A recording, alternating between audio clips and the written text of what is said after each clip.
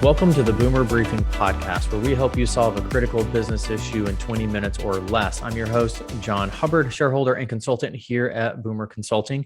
And with me today is Gary Boomer. Hi, Gary. Thanks for being on this episode of the podcast. Hi, John. It's great to be here. All right. Gary is the founder of Boomer Consulting. He is also probably self-prescribed the chief dot connector here at Boomer Consulting and within the profession. And Gary's always looking into the future, and he's really looking into the future to help our profession, to help accounting firms really gain an edge in the marketplace, really identify things that if they understood and were able to implement within their firm, they would have an edge in the marketplace. So that is the topic for this episode today, is how to gain an edge in the marketplace. So Gary, everyone wants an edge in the marketplace. I think if we were to ask them that, they would, everyone would agree. But why is this topic uniquely important right now? I think it could be explained in a one sentence or phrase easily. It's the speed of change. And things are changing much faster today than they ever had. And I like to often start off by saying that it's so much different entering the profession today than when I entered the profession. Because it's getting more difficult to get that edge. And I think Tom Friedman back in 2005, he wrote the book, The World is Flat. And he talked about how things are changing that faster than any time in history. And that was 2005. So come forward 15, 16 years, and things are much faster. And I think to get an edge is much different today than it was when I entered the profession. When I entered the profession, if you had a CPA certificate or had passed the exam, not so much the certificate, but because of the experience requirements, if you even had a master's in accounting or economics, that was another advantage. Well, I can tell you from personal experience, I had those three things, but when I entered through the zone of incompetency.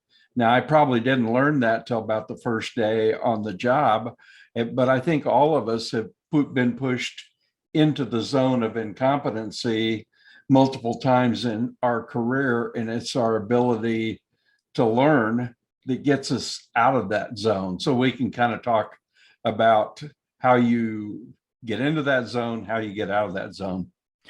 Yeah, that's a really good answer, Gary.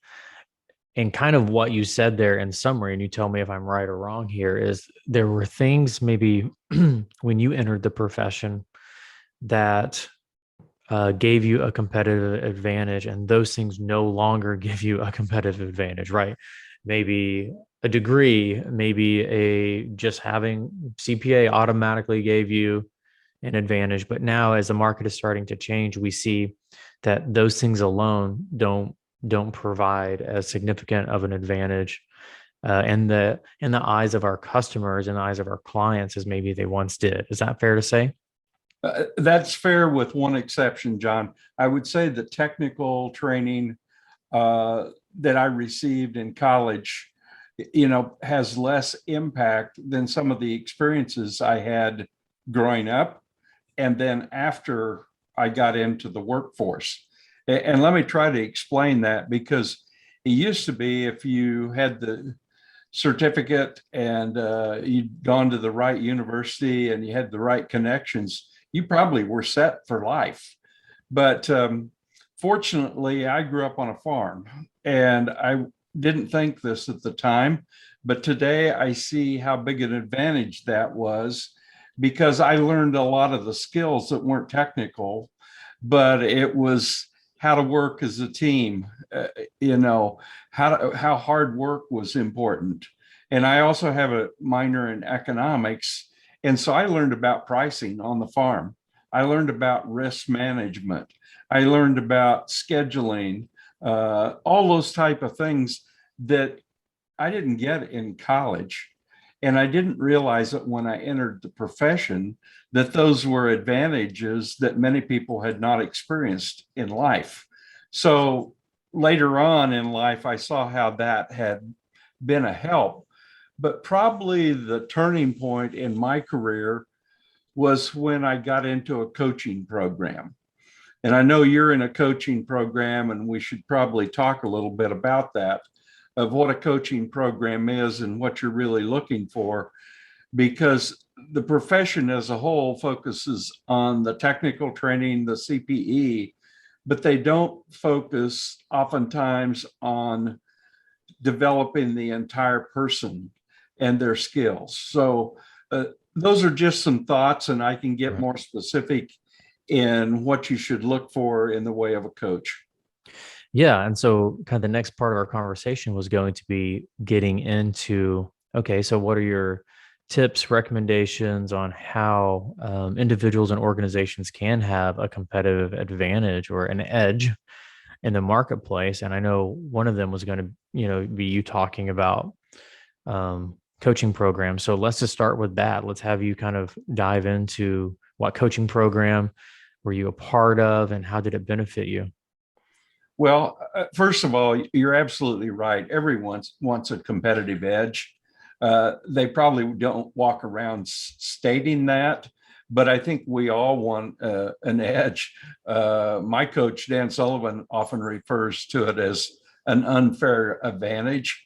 And that sometimes can come from just being prepared and having time to think about the situation and how you're going to, what process you're going to use to solve the problem. But the first step is really deciding that you want a coach and hiring that. And the critical part is you got to have somebody that's positive. They have to be supportive of you, not judgmental so much. They really have to help you stay focused on goals, and they have to be trustworthy. And the biggest part of it is they have to be willing to hold you accountable. They have to be willing to tell you the truth. And different than a mentor, where a mentor really just, gives you encouragement.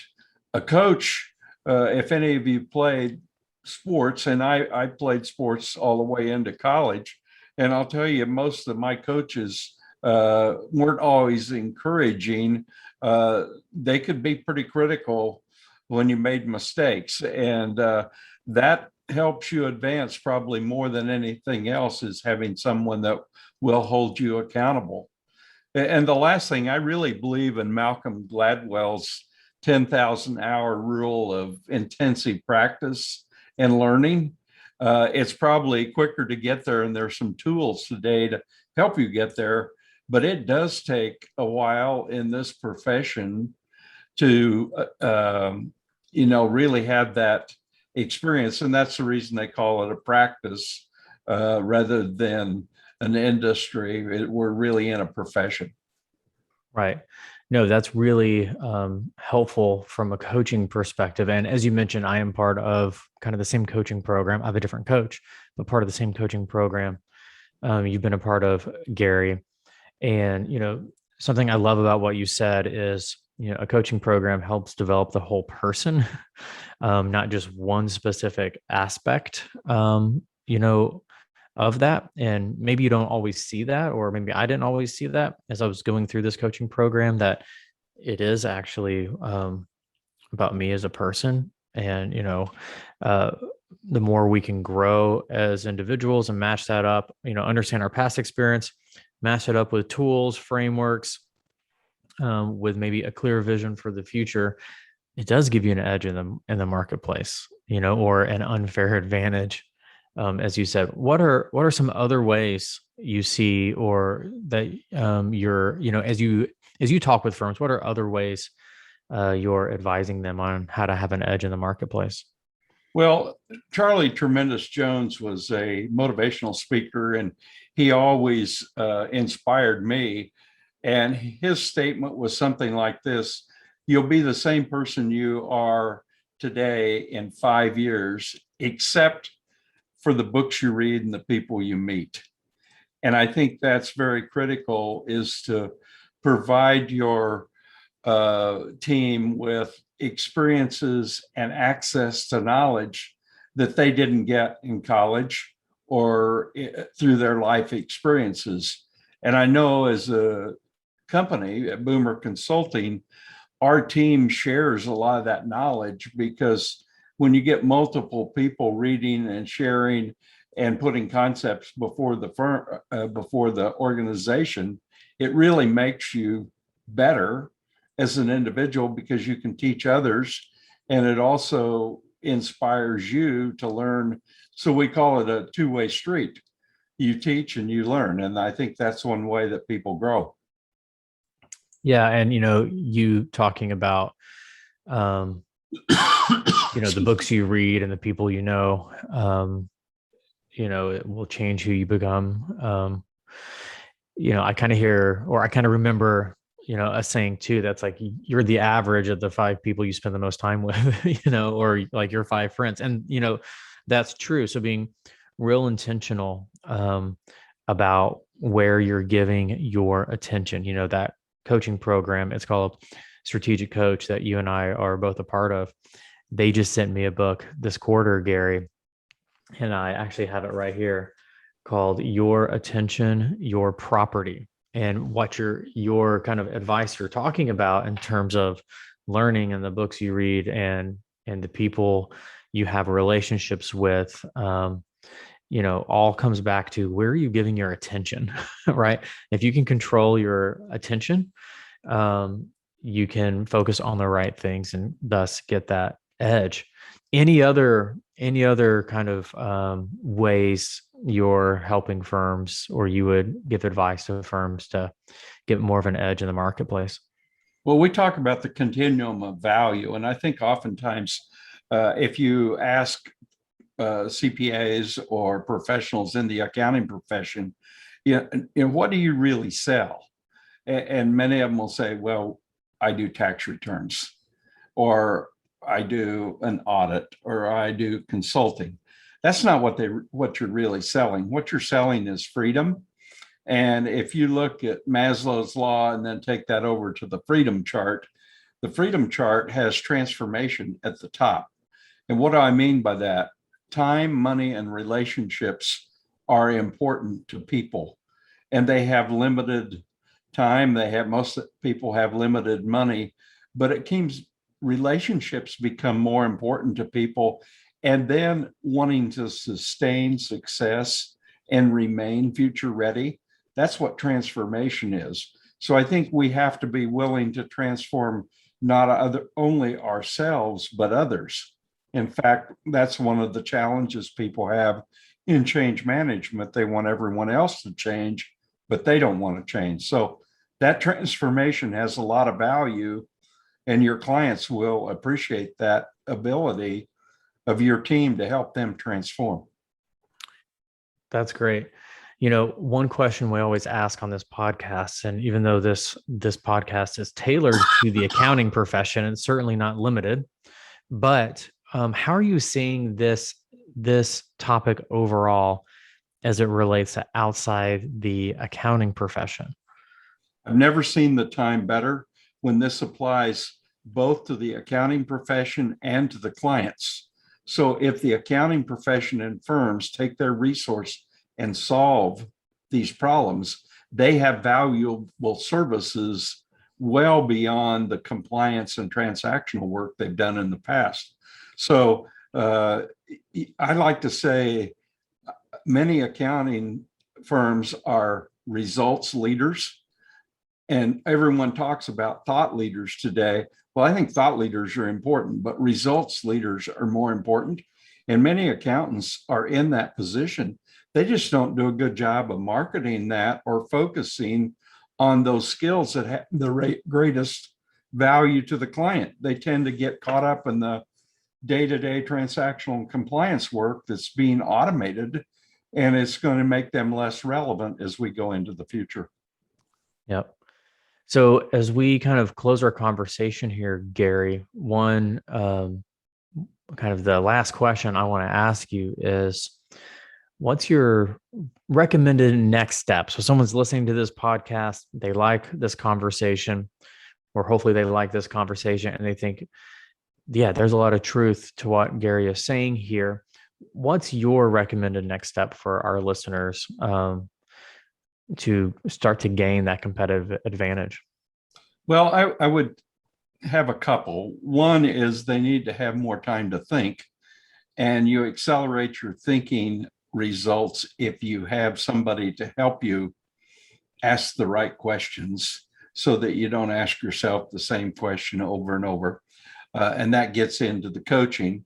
The other is the transformation piece. And we're seeing that happen with value today. And if you will focus on how you can add value, the business model is going to change. We all came into this profession, hours times dollars, timesheets, and we've heard for 20 years from Ron Baker about value pricing.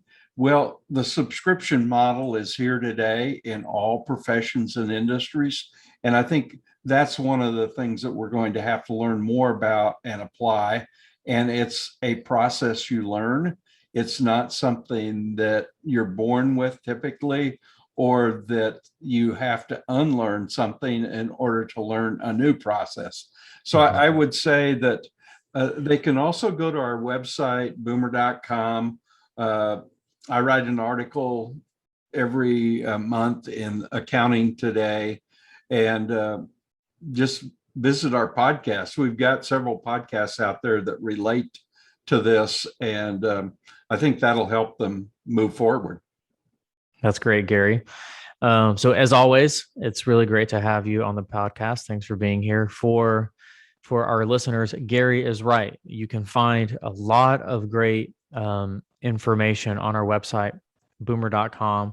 And it really influences as well Gary's points here of how we even run this podcast. Every week we release new episodes, and every week we focus on a different area that is critical to your organization's success. Topics range from leadership, talent, process, growth, technology, and every week we switch up the topic. We release new episodes every Tuesday morning. We have not missed a Tuesday morning yet, knock on wood.